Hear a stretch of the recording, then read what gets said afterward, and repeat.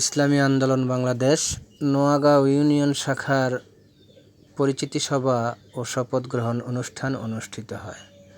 এ সময় প্রধান অতিথি হিসাবে উপস্থিত ছিলেন ইসলামী আন্দোলন বাংলাদেশ নারায়ণগঞ্জ জেলার অ্যাসিস্ট্যান্ট সেক্রেটারি ফারুক আহমেদ মুন্সি। বিশেষ অতিথি হিসাবে উপস্থিত ছিলেন ইসলামী আন্দোলন বাংলাদেশ সোনারগাঁ থানা শাখার সভাপতি হাজী নুরুল আমিন খান। এ সময় প্রধান অতিথি ফারুক আহমেদ মুন্সি বলেন, ইসলামী আন্দোলন যারা করি তারা দুনিয়া অর্জনের লোভ আমাদের ভিতরে নেই। কারণ আমরা করি আল্লাহ পাক রব্বুল আলামিনের হুকুমত প্রতিষ্ঠার জন্য। কিসের জন্য? হুকুমত প্রতিষ্ঠা করতে চাই। রাসূল আকরাম সাল্লাল্লাহু আলাইহি ওয়াসাল্লামের আদর্শের মাধ্যমে, আদর্শ অনুযায়ী আদর্শ বাস্তবায়ন করতে চাই, সুন্নাত অনুযায়ী কাজ করতে চাই।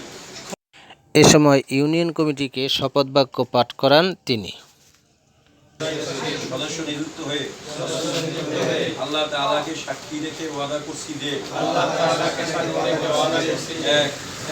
আল্লাহ তাআলার সন্তুষ্টির উদ্দেশ্যে আন্দোলনের সম্প্রসারণ, অদ্ভুতি অর্জন ও মূল লক্ষ্য হাসিলের সর্বাত্মক প্রচেষ্টা চালাবো। 2 আন্দোলনের নীতিমালা ও নিয়ম শৃঙ্খলা যথাযথভাবে মেনে চলবো। 3 আমার উপর অর্পিত দায়িত্ব ও আমানত যথাযথভাবে পালন করব।